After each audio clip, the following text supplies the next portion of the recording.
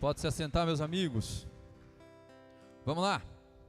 Já te convido a abrir em Lucas 2, 41.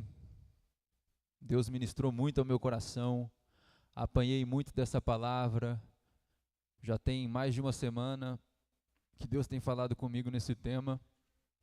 E é incrível. Amém? Todos os anos, seus pais, aqui está falando de Maria e José, tá? Iam a Jerusalém para a festa da Páscoa. Quando ele completou 12 anos de idade, aqui é Jesus, eles subiram à festa conforme o costume. Terminada a festa, voltando seus pais para casa, o menino Jesus ficou em Jerusalém, sem que eles percebessem. Pensando que ele estava entre os companheiros de viagem, caminharam o dia todo. Então começaram a procurá-lo entre os seus parentes e conhecidos. Não o encontrando, voltaram a Jerusalém para procurá-lo. Glória a Deus. Vamos orar mais uma vez? Pai, nós te agradecemos, Deus. Nós te agradecemos pela tua palavra. Te agradecemos, Deus, por tudo que você tem ministrado aos nossos corações. Deus, que não seja nada de mim, eu não tenho capacidade de oferecer nada para essas pessoas, mas que seja a tua voz, que seja a tua palavra. A Bíblia fala que a tua palavra ela não volta vazia. Então, Deus, que o Senhor esteja atraindo os olhos das pessoas aqui para você, atraia a mente das pessoas aqui para você. Se o inimigo está tentando roubar a atenção de alguém, se existe alguma distração, nós repreendemos agora em nome de Jesus. Que haja, Deus amado, total libertação das mentes e que as pessoas possam estar atentas àquilo que o Senhor quer falar. Pai, toma conta desse culto. Espírito Santo, você tem liberdade para fazer o que quiser.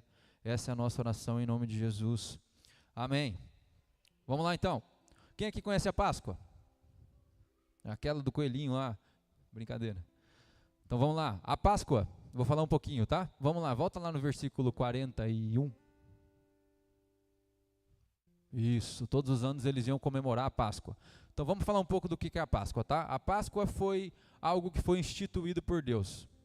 Então, quando foi que aconteceu isso? Vou falar um pouquinho da Páscoa. Foi uma festa que foi instituída por Deus, e a primeira vez que ocorre a Páscoa é quando o povo de Israel estava lá no Egito ainda sendo escravo, lá na época de Moisés, tá? Então Deus pede para que o povo de Israel separe um cordeiro macho, um cordeiro sem mancha e um cordeiro para cada família. Então o animal escolhido ele não podia ter defeito, ele não podia ter mancha, ele tinha que ser um macho, tá? E o que era feito? O cordeiro ele era morto, e eram pegado o sangue do cordeiro, e eram passados nas laterais das portas, e na parte superior, ou seja, nas batentes ou nos umbrais das portas. E o cordeiro ele devia ser comido, e a Bíblia fala que o cordeiro devia ser assado no fogo. O cordeiro não podia ser cozinhado. Você acendia a churrasqueira ali? Então a carne devia ser assada no fogo. Então o que aconteceria? Naquela noite, na noite de libertação do povo de Israel, o Senhor iria passar pelo Egito. E nas casas em que tivesse a marca do sangue do cordeiro, a Bíblia fala que Deus iria entrar nessas casas. A palavra usada ali era passar no grego, mas o passar no grego é que Deus entraria dentro dessas casas e a presença de Deus se estabeleceria dentro dessas casas. Então o povo de Israel não só participaria da mesa com o cordeiro, mas a presença do próprio Deus estaria com eles. E as casas em que não tivesse a presença de Deus, receberia o juízo. Todo mundo tranquilo? Essa foi a promessa de Deus. E o que acontece no outro dia? É exatamente isso. Então o povo de Israel é liberto através dessa última praga, que é a 10ª praga do Egito. Para nós a 10ª maravilha, mas para o povo do Egito era a 10ª praga. Então o povo é liberto. Então a Páscoa, quando é comemorada, nessa época aqui já, em Lucas 2,41, é a lembrança da libertação do povo de Israel. Então o povo ele celebrava a Páscoa, esse era o motivo da celebração. E uma outra coisa que me chamou a atenção nesse texto, é que era comemorado a Páscoa sempre em Jerusalém. E por que que existe essa comemoração só em Jerusalém? Está lá em Deuteronômio 16, do 5 ao 6. Fala assim, ó: não ofereçam o sacrifício da Páscoa em nenhuma das cidades que o Senhor, o seu Deus, der a vocês. Sacrifiquem-na apenas no local que ele escolher para a habitação do seu nome. Ali vocês oferecerão o sacrifício da Páscoa à tarde, ao pôr do sol, na data da sua partida. Então aqui o povo de Israel está prestes a entrar na terra prometida, prestes a entrar na Nova Canaã. E o que Deus fala para o povo de Israel é o seguinte: fala, olha, vocês vão entrar nessa terra, mas a Páscoa ela não deve ser comemorada em qualquer lugar. A Páscoa ela deve ser comemorada apenas onde eu escolher. Ó.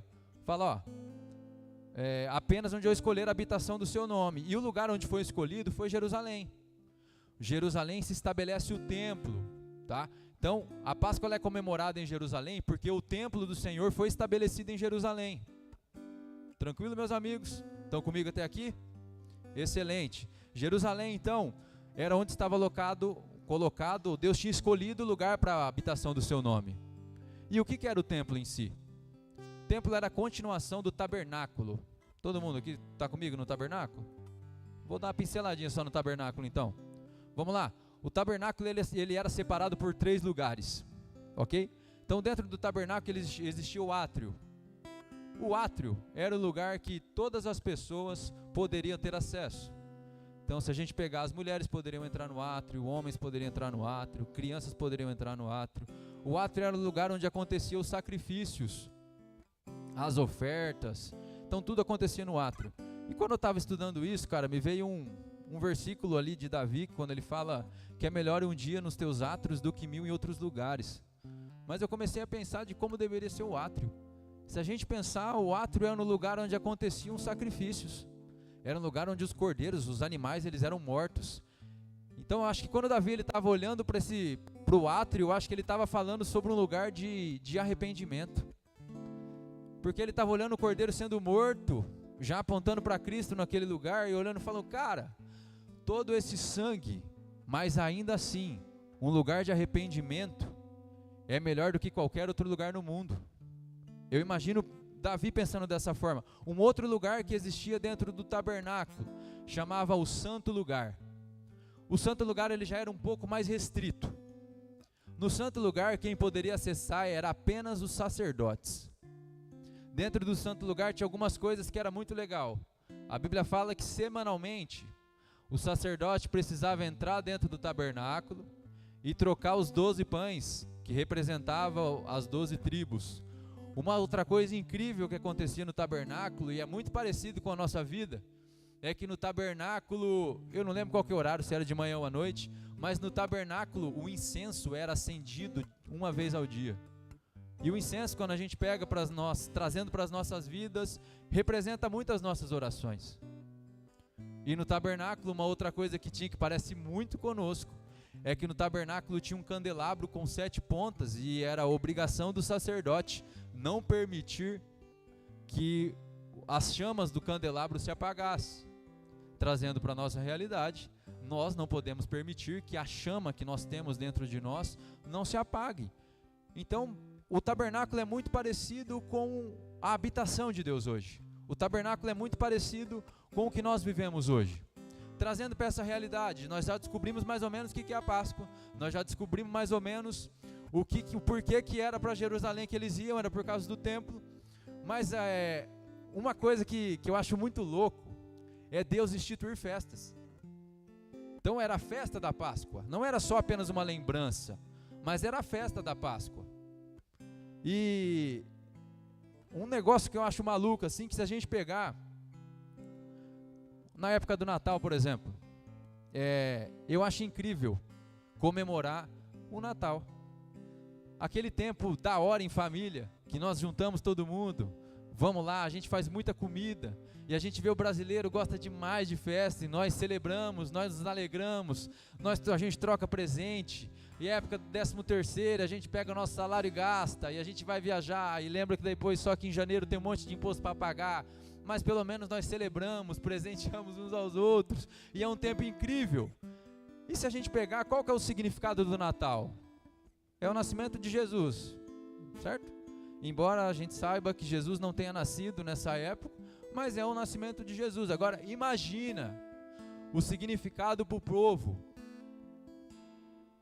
O povo de Israel comemorava a sua libertação, a libertação do Egito. E olha que massa, eu comecei a viajar na ideia da festa. Eu comecei a pensar aqui, ó, você imagina, cara, você pegando sua família, porque a Bíblia fala que você tinha que ir lá para Jerusalém, certo? É isso. Pô, gente, ajuda eu aí, misericórdia. Tinha que ir para Jerusalém, certo? Legal. Nazaré tinha uma distância mais ou menos de 120 quilômetros de Jerusalém. Então, e a obrigação dessa festa era apenas para os homens. Eu imagino, meus amigos, nós pegando a rapaziada, soltando um pagodinho e partindo para Jerusalém, para ir comemorar. Brincadeira, gente, vamos lá, vamos focar na coisa aqui. Então, José e Maria, pega Jesus. E Jesus nesse momento ele já tem 12 anos. Passa para o próximo versículo aí que é o 42. 2:42. Quando ele, aqui está falando Jesus, completou 12 anos de idade, subiram à festa conforme o costume.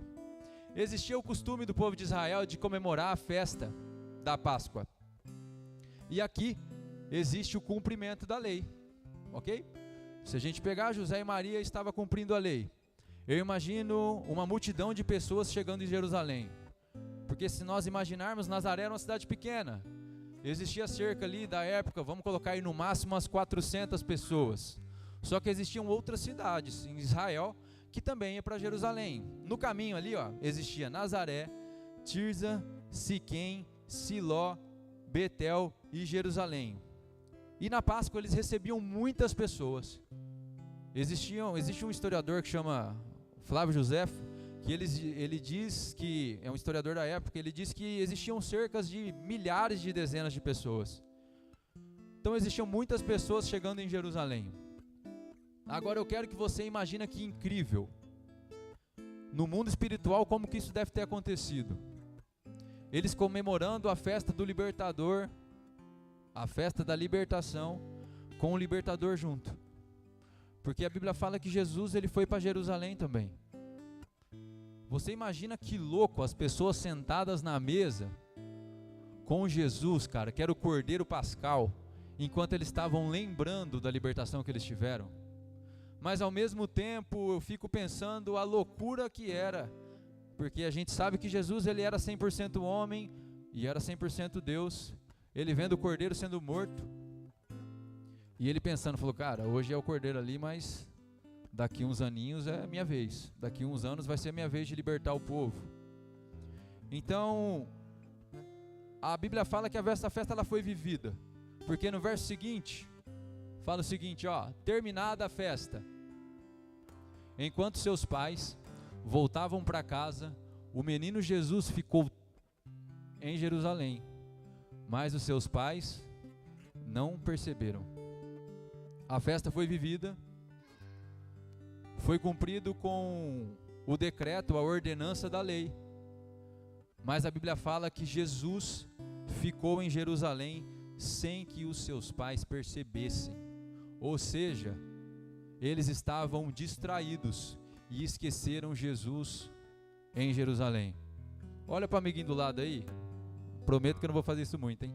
Mas olha para o amiguinho do lado e pergunta para ele assim, ei, o que tem te distraído aí? Qual tem sido as nossas distrações? Será que talvez nós estamos saindo da nossa casa em direção a Jerusalém? Nós chegamos em Jerusalém, nós provamos da presença de Deus em Jerusalém. Nós chegamos no templo, nós provamos da presença de Jesus. Nós vivemos dias incríveis na presença de Jesus. Talvez nós sentamos na mesa com o próprio, nós só estamos sendo discipulados. Tem dias que nós participamos aqui, nós nos alimentamos do Cordeiro. Só que na hora de ir embora para as nossas casas, talvez nós estamos deixando Jerusalém, Jesus em Jerusalém. Talvez nós estamos esquecendo a presença de Deus no templo. Cara, que triste isso é. Para pensar. Eles foram para Jerusalém comemorar a festa da libertação. Cara, lá o cordeiro foi morto, mas na hora de levar o cordeiro pascal embora, eles deixaram. Cara, olha que louco. Eles foram até o templo e esqueceram a presença em Jerusalém. Eles não levaram a presença de Jesus embora. Cara, que maluco. Eles foram comemorar a presença. Eles foram comemorar a festa da libertação e eles esqueceram o libertador em Jerusalém. E se a gente não tomar cuidado, essa é a realidade das nossas vidas. Nós vivemos de domingo em domingo vindo da igreja, mas na hora de levar Jesus para as nossas casas, nós deixamos Ele no templo. Na hora de levar Jesus para as nossas casas, nós esquecemos dele em Jerusalém, sem que eles percebessem. Existia uma distração. Eles esqueceram Jesus. Existia uma distração naquele lugar. E no verso 44 vai falar o seguinte: pensando que ele estava entre os companheiros de viagem, caminharam o dia todo. Então começaram a procurá-lo entre seus parentes e conhecidos. Cara, quem tem filho sabe. A Bíblia fala que José e Maria caminhou um dia inteiro sem notar a presença de Jesus. Cara, não foi 5 minutos. Se a gente for numa festa e estiver lá milhares de pessoas, dá a impressão que é impossível nós esquecer de levar nosso filho embora, velho. Independente se tiver parente junto, é praticamente impossível você caminhar um dia inteiro sem notar a presença do seu filho junto. Só que trazendo isso para a nossa realidade, cara, talvez nós provamos de uma presença de Jesus espetacular aqui nesses dias. Presença, igual foi o louvor aqui, gostoso, mano. E vem aquela presença e Deus nos alimenta. E nós provamos de quem Ele é, nós levantamos as nossas mãos, nós adoramos o Seu nome. Mas quando nós estamos voltando para nossas casas, talvez a gente está caminhando um dia inteiro sem notar que Ele está com a gente. Talvez a gente está andando o dia inteiro sem saber que Jesus está conosco. Eles não perceberam. Não é que eles não queriam levar Jesus, eles não perceberam. Eles foram enganados pelos seus pensamentos. Eles pensaram que Jesus estava com seus familiares. Eles pensaram que Jesus estava com os seus conhecidos. Pensando que Ele estava entre os companheiros de viagem, caminharam o dia todo. O lance é, talvez os nossos pensamentos, eles estão embasados em engano. Cara, se a gente pensar, Satanás sempre usou do engano. Satanás sempre atacou as mentes. Olha que loucura isso aqui, ó. Em Gênesis 2:15 fala assim, ó: o Senhor Deus colocou o homem no jardim do Éden para cuidar dele e cultivá-lo. E o Senhor Deus ordenou ao homem, qual foi a ordem? Coma livremente de qualquer árvore do jardim, mas não coma da árvore do conhecimento do bem e do mal, porque no dia em que dela comer, certamente você morrerá. A primeira ordem aqui de Deus para Adão é coma livremente. Essa é a primeira ordem. A gente normalmente sempre se atenta para a segunda, mas a primeira ordem é coma de qualquer árvore do jardim. Eu tenho certeza que se Eva estivesse satisfeita quando a serpente olha para ela e fala: ei, olha o que a serpente falou, está no capítulo 3, fala: ora, a serpente era o mais astuto de todos os animais selvagens que o Senhor Deus tinha feito. E ela perguntou à mulher: foi isto mesmo que Deus disse? Não coma de nenhum fruto das árvores do jardim? Foi isso que Deus disse para ela um dia antes? Não. O que Deus disse fala: coma livremente de qualquer árvore. E Satanás, através do engano, ele já coloca um questionamento na mente de Eva. Fala: Deus disse que você não pode comer de nenhuma árvore do jardim, mas mesmo assim Eva responde: podemos comer do fruto das árvores do jardim, mas Deus disse: não coma do fruto da árvore que está no meio do jardim, nem toque nele, do contrário vocês morrerão. Uma coisa que Satanás fez aqui foi colocar uma dúvida dentro do coração de Eva. E isso gerou uma distração, porque talvez Eva não estava preocupada com a árvore do bem e do mal, mas uma coisa eu tenho certeza, que se ela tivesse satisfeita, ela não teria comido da árvore. Ou seja, nós só cederemos às distrações se nós não estivermos satisfeitos de Cristo. Nós só cederemos às distrações, nós só seremos enganados se nós não estivermos totalmente satisfeitos no Senhor. Cara, a igreja de Gálatas, se a gente pegar, falando ainda de engano, se a gente pegar a igreja de Gálatas, Paulo começa a escrever a carta a Gálatas por conta de engano. Sabe o que estava sendo pregado lá? Veio uma galerinha ali de Jerusalém que tinha convertido, e os caras começam a falar assim, ó, cara, seguinte, Jesus realmente é o Messias. Não, Jesus realmente, Ele é Deus. Só que, para que você receba as bênçãos de Abraão, é necessário que você faça a circuncisão. E Paulo começa a combater isso, porque isso tornaria o evangelho de Cristo totalmente deturpado. Porque se eu tenho que colocar Cristo e mais alguma coisa, Paulo fala que nem evangelho é. Ou seja, as igrejas, elas estão sendo atacadas através das distrações e do engano, desde que mundo é mundo. Satanás usa da distração desde que mundo é mundo. E uma coisa que Satanás está sempre querendo fazer conosco é que nós tiramos, para que nós não olhamos para Jesus. E a mensagem de Deus para nós hoje é o seguinte: não tire os olhos de Jesus. Essa é a mensagem de Deus para nós. E continuando o texto ali em Lucas 2,44, fala assim, ó: então começaram a procurar Jesus entre os seus parentes. Vamos lá. Primeiro ponto é, o que tem nos distraído? O segundo ponto é, depois que eles entenderam que Jesus não estava com eles, depois que eles notaram que eles tinham caminhado um dia inteiro sem Jesus, eles falam, tá, e agora? Para onde que eu vou? Então eles começaram a procurar Jesus entre os seus parentes. Vamos lá. Talvez, sabe aquele dia que você não está bem? Em que você sente a necessidade de alguma coisa, parece realmente assim que Jesus não está com você. Não que isso seja errado, ó. Vamos lá, o que eu vou falar agora, tá? Já vou avisar antes, não que isso seja errado. Mas aí você começa a procurar Jesus nas pessoas. Você pega o seu telefone, liga a sua televisão, o seu computador e começa a procurar Jesus em pessoas. Então você vai abrir o YouTube lá e você fala, cara, eu vou ouvir uma pregação porque aqui Deus vai me falar comigo. Não estou falando que isso é errado, mas isso é uma gota comparado ao oceano que é o conhecer a Deus. É uma gota comparado a você entrar no seu quarto, fechar a sua porta e conhecer Deus no secreto. Quando você começa a procurar no Jesus nas pessoas, talvez você vai lá na casa do Diego para poder receber uma oração. Isso é errado? De jeito nenhum. Isso é certo. O cara é homem de Deus, profeta. Só que isso é muito pouco. Isso é vazio comparado com o conhecer a Deus. E quando nós começamos a procurar Jesus nas pessoas, nós podemos encontrar frustrações. Porque talvez o Diego não me atenda da forma correta. Talvez ele não vai ouvir o que eu tenho para dizer para ele.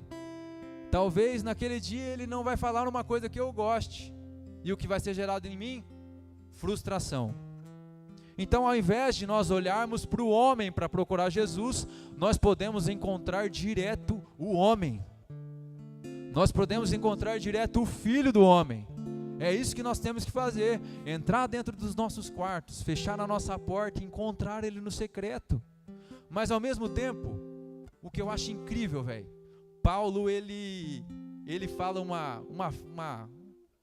coloca um versículo, vamos falar, incrível quando ele está escrevendo uma carta para a igreja. Ele fala assim, ó, sede meus imitadores, como eu sou de Cristo. Ou seja, existe a responsabilidade. Paulo está falando o quê? Olha para mim, é isso ou não é? Só que, quando Paulo fala assim, ó, olha para mim, ele não para o texto de sede meus imitadores. Ele fala assim, ó, sede meus imitadores, como eu sou de Cristo. Ou seja, se Paulo vem a pestanejar, se Paulo vem a falhar, ele fala o seguinte, mano, é muito legal você olhar para mim, existe a responsabilidade do cristão em ser parecido com Jesus, mas existe um infinito nele, existe um infinito em conhecer a Deus. E aí se a gente começar a procurar Jesus nas pessoas, o que nós iremos encontrar é comparações. E como o mundo hoje é bom de comparar as coisas. Se a gente pega o nosso celular, abre o Instagram, cara, como tem vida legal lá, velho. Só que as pessoas só postam aquilo que elas, nos dias que elas estão bem. Ninguém posta quando não está bem, quando está mal. E ali a gente começa a consumir algumas coisas, e o que vai gerar em nós é comparações. E em Salmo 1 fala que a bem-aventurança do homem não está em imitar alguém, não está em receber o conselho de alguém, e sim em meditar na lei do Senhor, em ter satisfação nele. Essa está a bem-aventurança do homem, em se tornar cada dia mais parecido com Jesus. E se a gente pegar ali, em Colossenses 2:1, fala o seguinte, portanto, já que vocês ressuscitaram com Cristo, procurem as coisas que são do alto, onde Cristo está assentado à direita de Deus. Mantenham o pensamento nas coisas do alto e não nas coisas terrenas. Nós estamos falando sobre pensamento. E qual que é a advertência de Paulo aqui para nós? Mantenham os pensamentos nas coisas do alto e não nas coisas terrenas. Esse é um convite de nós olharmos para Jesus e jamais tirar os olhos dele. Jamais. A terra ela vai nos oferecer milhões de distrações. Mas o convite de Deus para nós hoje é: olhe para Jesus, não tire os olhos de Jesus para nós não perdermos Ele. Se a gente continuar no texto ali no 45 vai falar o seguinte: não o encontrando, voltaram a Jerusalém para procurá-lo, não acharam Jesus.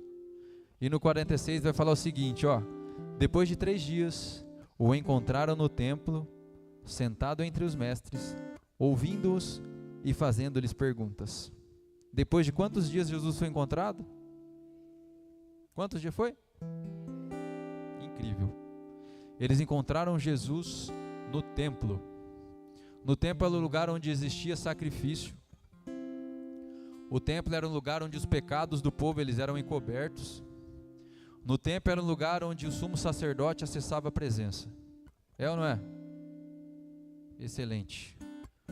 Passa-se 21, e eu quero falar, imagina o alívio dessa mãe, né? Tipo, cara, encontrou ali Jesus, aleluia, achei meu filho, glória a Deus. Mas passa-se 21 anos, e é chegada mais uma vez a época da Páscoa. Aqui Jesus já tinha se revelado, o seu ministério já estava se cumprindo, e a Bíblia fala que Jesus pega o pão e parte e fala assim, este é o meu corpo, que é dado em favor de vocês. Jesus pega o cálice e fala assim, esse é o cálice do meu sangue, que é dado em favor de vocês. E logo depois disso, os Judas já traz Jesus, e Jesus ele é preso. Isso aconteceu também, sabe em que época? Na época da Páscoa. E o que começa a acontecer? Jesus ele é condenado, Jesus ele é julgado, Jesus ele é feito maldito.